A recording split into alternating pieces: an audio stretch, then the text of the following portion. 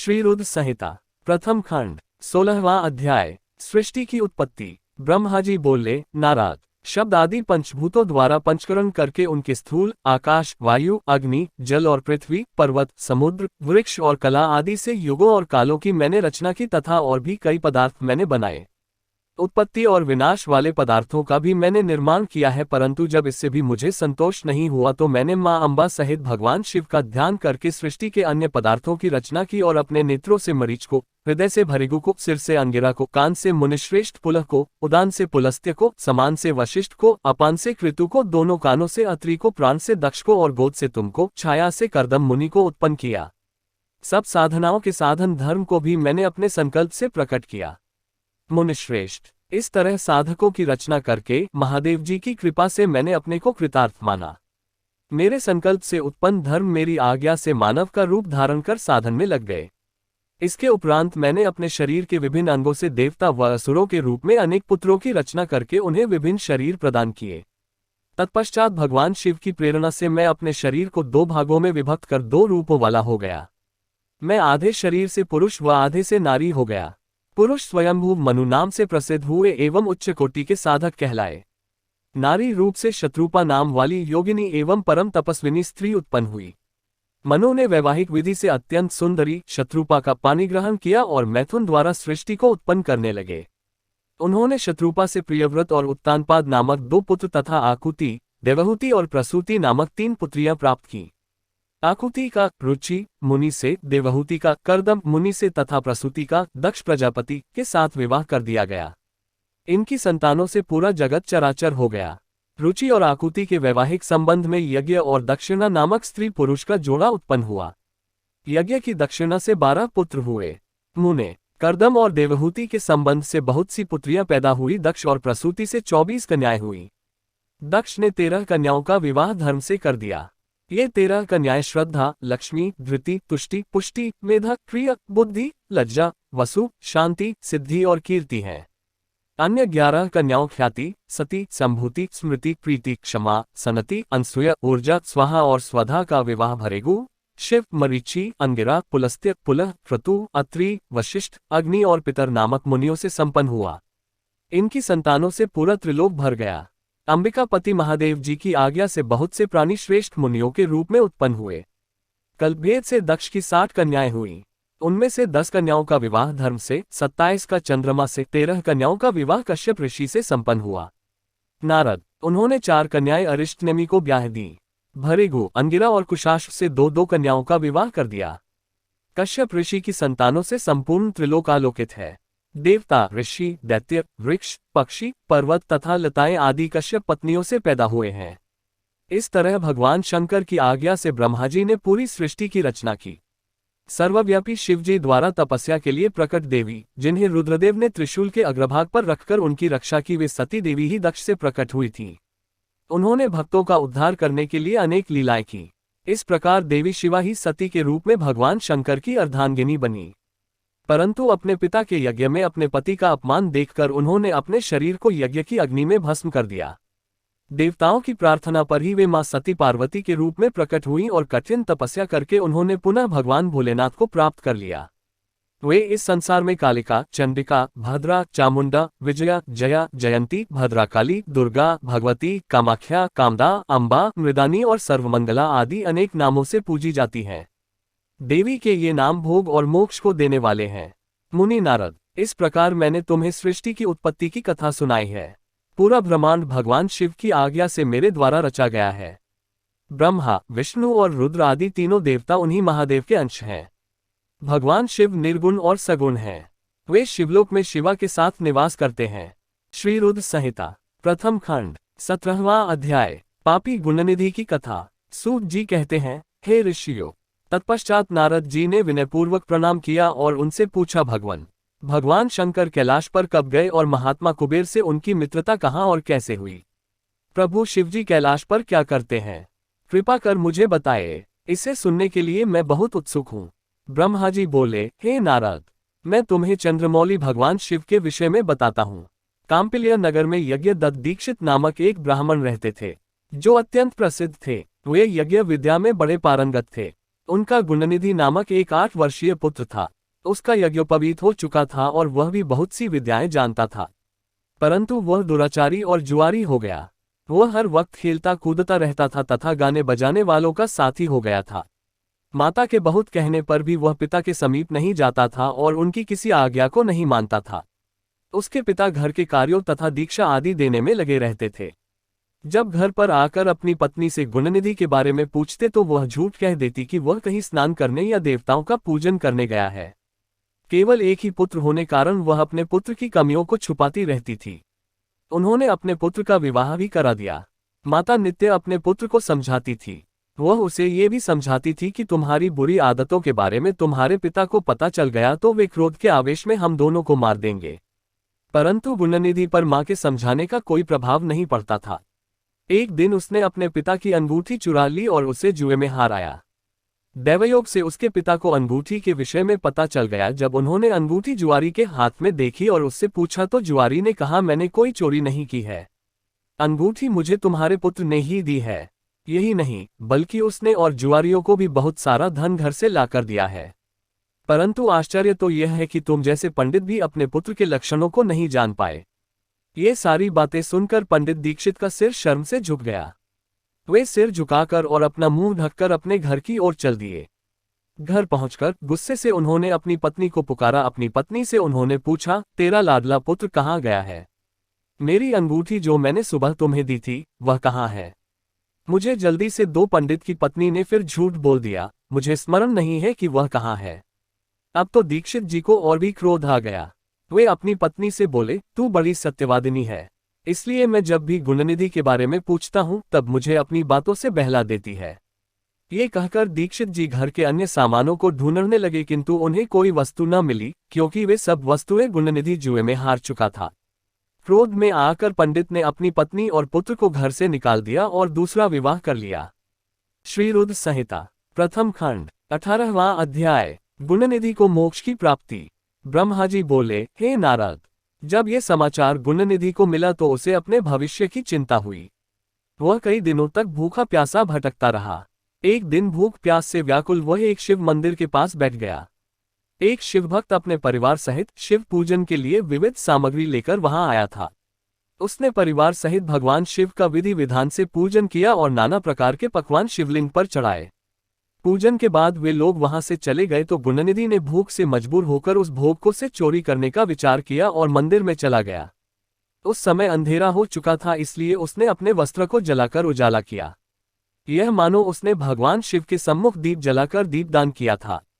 जैसे ही वह सब भोग उठाकर भागने लगा, उसके पैरों की धमक से लोगों को पता चल गया कि उसने मंदिर में चोरी की है। सभी उसे पकड़ने के लिए दौड़े और उसका पीछा करने लगे। नगर के लोगों ने उसे खूब मारा। उनकी मार को उसका भूखा शरीर सहन नहीं कर सका। उसके प्राण पखेरु उड़ गए। उसके कुकर्मों के कारण यमदूत उसको बांधकर ले जा रहे थे। तभी भगवान शिव के पार्षद वहां आ गए और गुणनिधि को यमदूतों के बंधनों से मुक्त करा दिया। यमदूतों ने शिवगणों को नमस्कार किया और बताया कि यह बड़ा पापी और धर्म कर्म से हीन है। यह अपने पिता का भी शत्रु है। इसने शिवजी के भोग की भी चोरी की। इसने बहुत पाप किए हैं, इसलिए ये यमलोक का अधिकारी है। इसे हमारे साथ जाने दे ताकि विभिन्न नरकों को ये भोग सके। तब शिवगणों ने उत्तर दिया कि निश्चय ही गुणनिधि ने बहुत से पाप कर्म किए हैं, परंतु इसने कुछ पुण्य कर्म भी किए हैं जो संख्या में कम होने पर भी पाप कर्मों को नष्ट करने वाले हैं। इसने रात्रि में अपने वस्त्र को फाड़कर शिवलिंग के समक्ष दीपक में बत्ती डालकर उसे जलाया और दीपदान किया। इसने अपने पिता के श्रीमुख से एवं मंदिर के बाहर बैठकर शिवगुणों को सुना है और ऐसे ही और भी अनेक धर्म कर्म इसने किए हैं। इतने दिनों तक भूखा रहकर इसने व्रत किया और शिवदर्शन तथा शिव पूजन भी अनेकों बार किया है। इसलिए ये हमारे साथ शिवलोक को जाएगा, वहां कुछ दिनों तक निवास करेगा। जब इसके संपूर्ण पापों का नाश हो जाएगा तो भगवान शिव की कृपा से यह कलिंग देश का राजा बनेगा। अतः यमदूतों, तुम अपने लोक को लौट जाओ। ये सुनकर यमदूत यमलोक को चले गए। उन्होंने यमराज को इस विषय में सूचना दे दी और यमराज ने इसको प्रसन्नतापूर्वक स्वीकार कर लिया। तत्पश्चात गुणनिधि नामक ब्राह्मण को लेकर शिवगण शिवलोक को चल दिए। कैलाश पर भगवान शिव और देवी उमा विराजमान थे। उसे उनके सामने लाया गया। गुणनिधि ने भगवान शिव उमा की चरण वंदना की और उनकी स्तुति की। उसने महादेव से अपने किए कर्मों के बारे में क्षमा याचना की। भगवान ने उसे क्षमा प्रदान कर दी। वहां शिवलोक में कुछ दिन निवास करने के बाद गुणनिधि कलिंग देश के राजा अरिंदम के पुत्र दम के रूप में विख्यात हुआ। हे नारद, शिवजी की थोड़ी सी सेवा भी उसके लिए अत्यंत फलदायक हुई। इस गुणनिधि के चरित्र को जो कोई पढ़ता अथवा सुनता है, उसकी सभी कामनाएं पूरी होती हैं तथा वह मनुष्य सुख शांति प्राप्त करता है। श्री रुद्र संहिता प्रथम खंड 19वां अध्याय। गुणनिधि को कुबेर पद की प्राप्ति। नारद जी ने प्रश्न किया, हे ब्रह्मा जी, अब आप मुझे ये बताइए कि गुणनिधि जैसे महापापी मनुष्य को भगवान शिव द्वारा कुबेर पद क्यों और कैसे प्रदान किया गया। हे प्रभु, कृपा कर इस कथा को भी बताए। ब्रह्मा जी बोले, नारद, शिवलोक में सारे दिव्य भोगों का उपभोग तथा उमा महेश्वर का सेवन कर वह अगले जन्म में कलिंग के राजा अरिंदम का पुत्र हुआ। उसका नाम दम था। बालक दम की भगवान शंकर में असीम भक्ति थी। वह सदैव शिवजी की सेवा में लगा रहता था। वह अन्य बालकों के साथ मिलकर शिव भजन करता। युवा होने पर उसके पिता अरिंदम की मृत्यु के पश्चात दम को राजसिंहासन पर बैठाया गया। राजा दम सब और शिवधर्म का प्रचार और प्रसार करने लगे। वे सभी शिवालयों में दीप दान करते थे। उनकी शिवजी में अनन्य भक्ति थी। उन्होंने अपने राज्य में रहने वाले सभी ग्रामाध्यक्षों को यह आज्ञा दी थी कि शिव मंदिर में दीपदान करना सबके लिए अनिवार्य है। अपने गांव के आसपास जितने शिवालय हैं, वहां सदा दीप जलाना चाहिए। राजा दम ने आजीवन शिव धर्म का पालन किया। इस तरह वे बड़े धर्मात्मा कहलाए। उन्होंने शिवालयों में बहुत से दीप जलवाए। इसके फलस्वरूप वे दीपों की प्रभा के आश्रय हो मृत्युपरांत अलकापुरी के स्वामी बने। ब्रह्मा जी बोले, हे नारद, भगवान शिव का पूजन व उपासना महान फल देने वाली है। दीक्षित के पुत्र गुणनिधि ने, जो पूर्ण अधर्मी था, भगवान शिव की कृपा पाकर दीपाल का पद पा लिया था। अब मैं तुम्हें उसकी भगवान शिव के साथ मित्रता के विषय में बताता हूँ। नारद, बहुत पहले की बात है। मेरे मानस पुत्र पुलस्त्य से विश्रवा का जन्म हुआ और विश्रवा के पुत्र कुबेर हुए। उन्होंने पूर्वकाल में बहुत कठोर तप किया। उन्होंने विश्वकर्मा द्वारा रचित अलकापुरी का उपभोग किया। मेघवाहन कल्प के आरंभ होने पर वे कुबेर के रूप में घोर तप करने लगे। वे भगवान शिव द्वारा प्रकाशित काशीपुरी में गए और अपने मन के रत्नमय दीपों से 11 रुद्रों को उद्बोधित कर वे तन्मयता से शिवजी के ध्यान में मग्न होकर निश्चल भाव से उनकी उपासना करने लगे। वहां उन्होंने शिवलिंग की प्रतिष्ठा की। उत्तम पुष्पों द्वारा शिवलिंग का पूजन किया।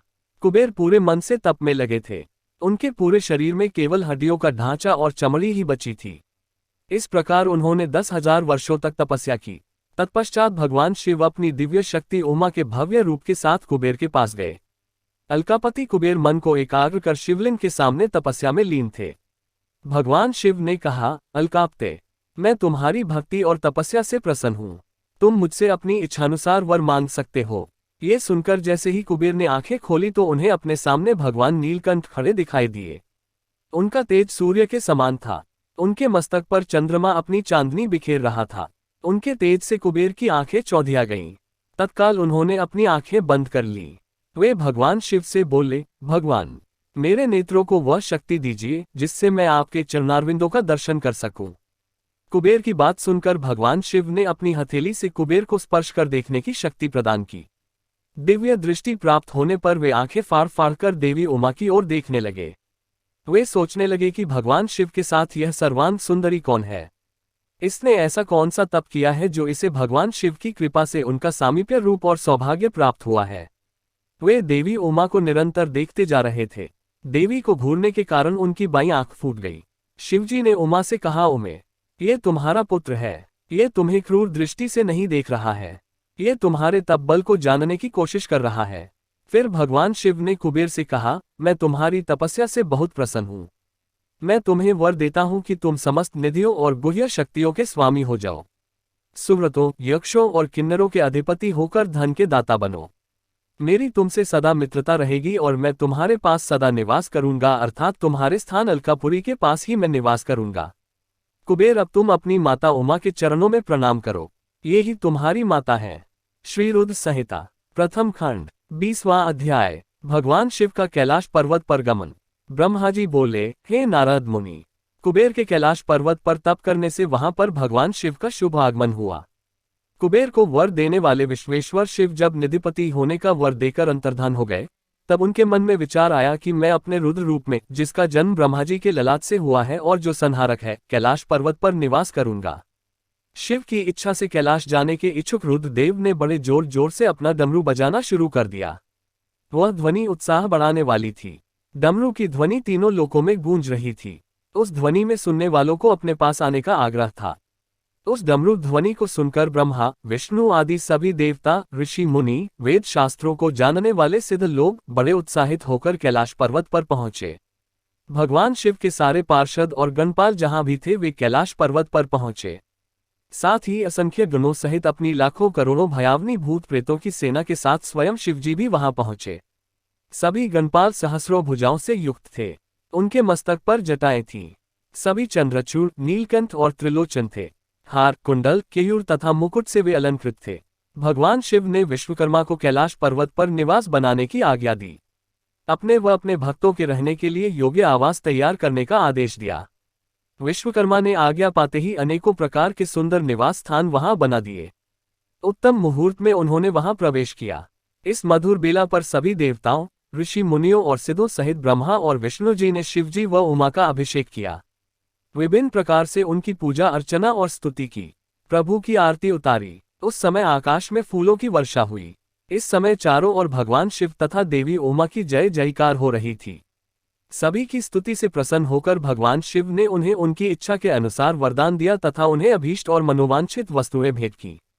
तत्पश्चात भगवान शंकर की आज्ञा लेकर सभी देवता अपने अपने निवास को चले गए। कुबेर भी भगवान शिव की आज्ञा पाकर अपने स्थान अलकापुरी को चले गए।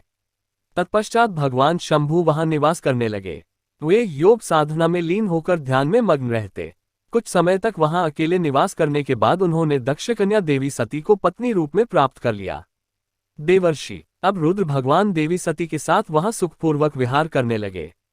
हे नारद, इस प्रकार मैंने तुम्हें भगवान शिव के रुद्र अवतार का वर्णन और उनके कैलाश पर आगमन की उत्तम कथा सुनाई है।